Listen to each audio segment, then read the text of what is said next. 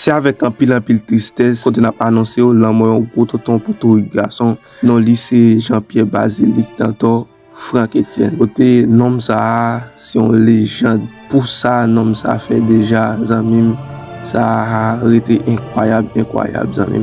C'est pour ça dans rubrique nous qui c'est découvrir plus va permettre nous découvrir tout ça que nous pas connaître des gros tonton pour tout garçon ça qui relait Franck Etienne. C'est pour ça que je prends t-shirt bon et vous chita convenablement parce que les amis ou va le faire pour découverte. Si c'est pour la première fois que vous ouvrez channel là, je vous like vidéo pour abonner ensemble avec channel là et petite cloche notification pour pas rater toute dernière vidéo.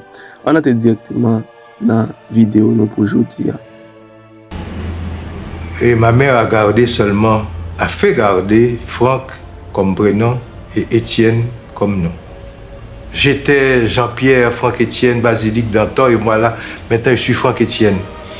C'est pourquoi en 72, j'allais agglutiner, coller le nom au prénom. Et cela me donne l'impression d'être uni avec moi-même, d'être un être non divisé, non séparé, dans un pays rongé par le virus de la division. Je ne suis pas Franck Etienne, je suis Franck Etienne d'un seul tenant.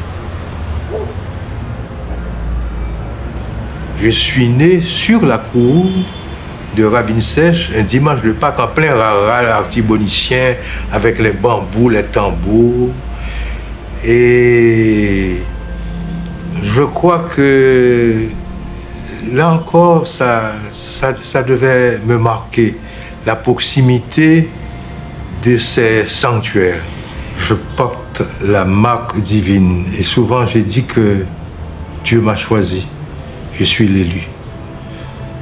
Je suis l'homme de la Renaissance. Je ne tombe jamais pour rester aplati contre le sol. Ma chute devient mon cheval.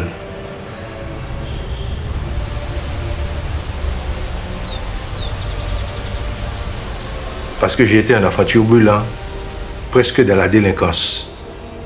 J'ai commencé à fumer à 6 ans, j'ai commencé à boire à 6 ans, et bien sûr le clairet de ma mère, le tafia de ma mère, l'alcool de ma mère, et je remplaçais ça par de l'eau. Ma mère avait cru qu'elle avait perdu tout espoir en son petit-fils de blanc. Mais heureusement que je suis passé près de l'abîme, mais je n'y suis pas tombé. Parce que j'étais dans la délinquance, je n'étudiais pas.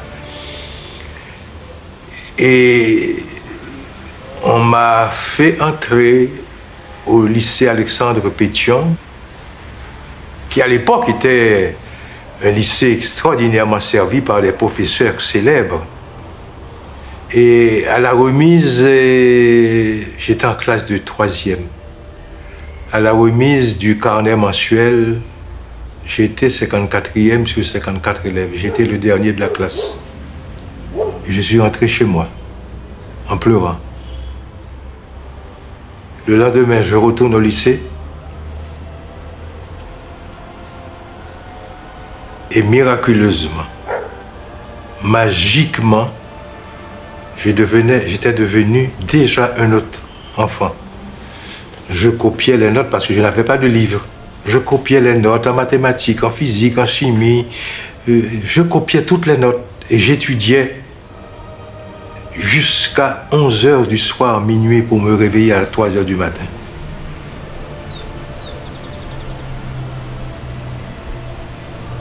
Je suis passé sans transition de la 54e place à la première place. Et le directeur de l'école aidait un pareil événement dans les annales du lycée. Je doute que cela puisse se produire ailleurs. Sortir de la 54e place pour accéder à la première place. Voyou!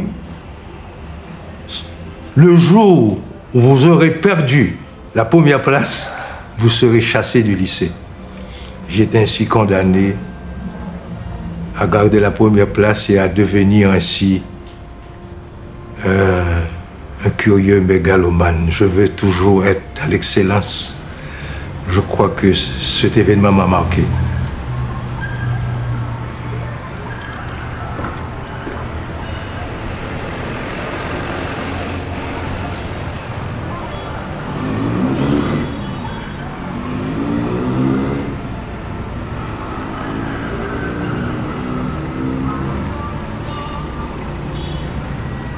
Je ne suis pas de ceux-là qui, à 17 ans, sont partis pour entrer à l'université à l'étranger. Bien choyés par une mère ou un père et qui pensent revenir faire la leçon à ceux-là qui ne sont pas partis.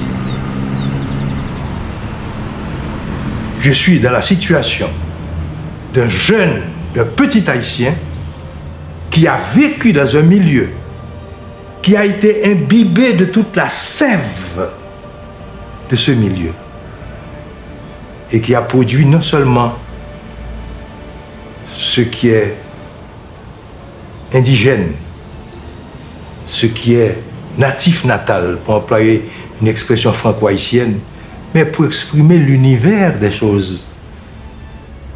Je n'ai pas appris l'universalité des êtres humains et des choses de la vie avec des voyages ou bien des séjours. Ça, il y a un homme maintenant, résidence d'écriture en terre étrangère. C'est Haïti qui m'a tout donné. Donc le jeune doit savoir que Planetep ou des affaires ne sont pas les seules œuvres qui m'ont été inspirées par Haïti. Toute mon œuvre plonge ses racines dans la merde haïtienne. Mais c'est ma merde à moi et que j'assume.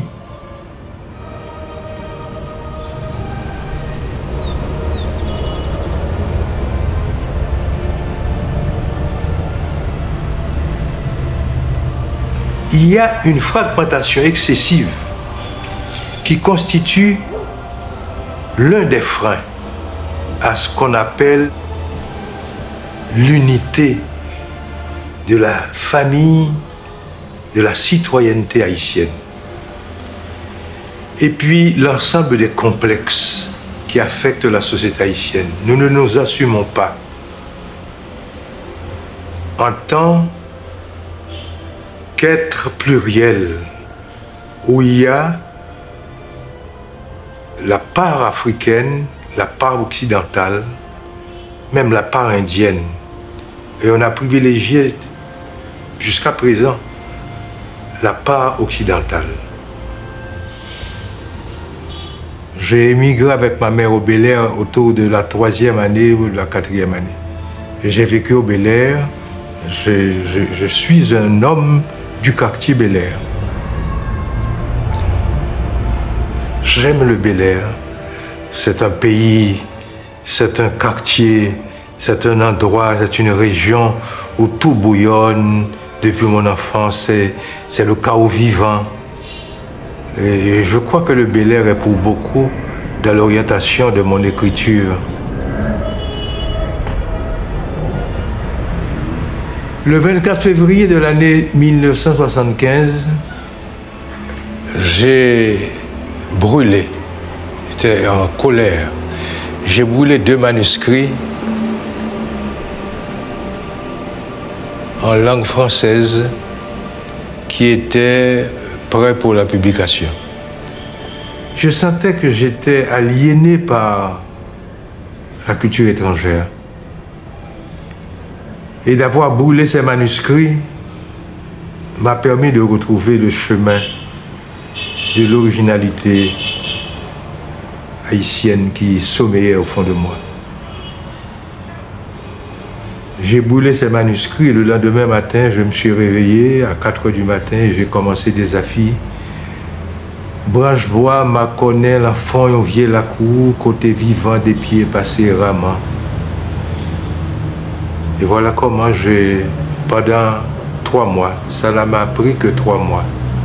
J'ai écrit des affaires, un ouvrage de 300 pages, alors que j'ai peiné pendant 1 mois pour n'écrire qu'un paragraphe totalement dénerflé, sans substance.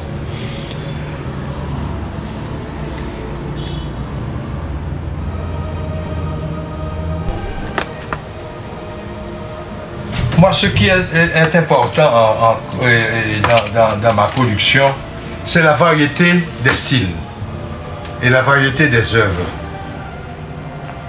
Je me suis réveillé un matin et j'ai acheté des instruments, des pinceaux de toutes les dimensions, des couleurs, des tubes de peinture. Et chez Nader, qui à l'époque était en ville. Et puis on a ri de moi. Et tout le monde a ri de moi ici. Et voilà qu'après 30-40 années, c'est ça qui fait marcher la maison. Moi, quand j'ai commencé à peindre, je savais déjà, même quand je n'avais pas encore commencé à voyager, je savais déjà qui était Picasso, qui était Dali, qui était Soulages, qui était Mathieu. Donc de toute manière, et puis j'étais professeur de mathématiques, professeur de géométrie, je ne pouvais pas être un primitif. J'aurais été un pseudo-primitif, dans la supercherie, dans la tricherie, si je voulais vendre mes tableaux. Mais j'ai commencé à peindre des œuvres qui faisaient bouder le public, qui faisaient chier le public. Et j'ai dit que pendant 15 ans, je ne vends pas. C'est bien après que j'ai commencé à vendre, parce que je ne voulais pas me soumettre au goût du public.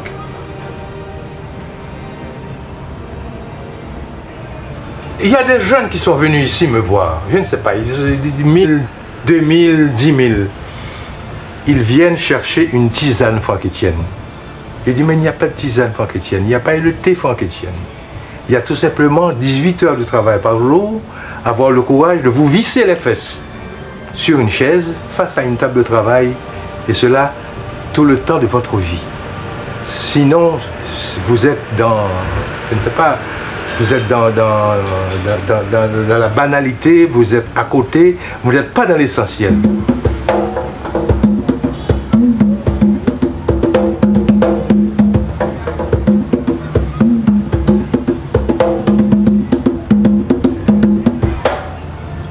On m'a toujours appelé le fou depuis Duvalier et cela m'a sauvé aussi, cela m'a sauvé la vie. Quand j'ai écrit Miracle Rêvé, ensuite Ultra Vocal, qui sont des ouvrages subversifs, et certains officiers qui étaient mes amis ont dit à Duvalier qui leur demandait, mais c'est qui est Franck-Étienne? Parce qu'il était nazillard, il parlait comme un zombie. Mais qui est ce Franck-Étienne qui a écrit Miracle Rêvé? Mais c'est un livre subversif. Et les officiers, ça je dois le dire, tous n'étaient pas des macoutes corrompus. Il y en a deux qui vite ont répondu, ah, président, ne vous en occupez pas, c'est un vieux fou. Et Duvalier lui répondre, relis le livre, il n'est pas aussi fou que ça. Ayez-le à l'œil. Surveillez-le pour moi. C'est une histoire très longue, je dirais ça dans mes mémoires.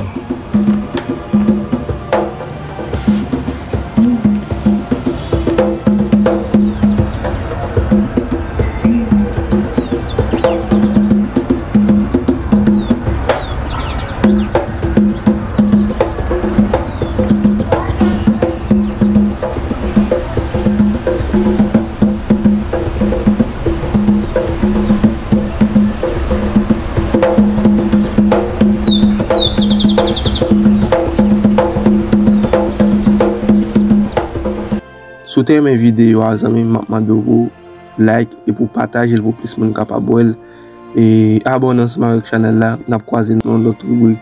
Ciao ciao, à la prochaine pour le plus belle vidéo.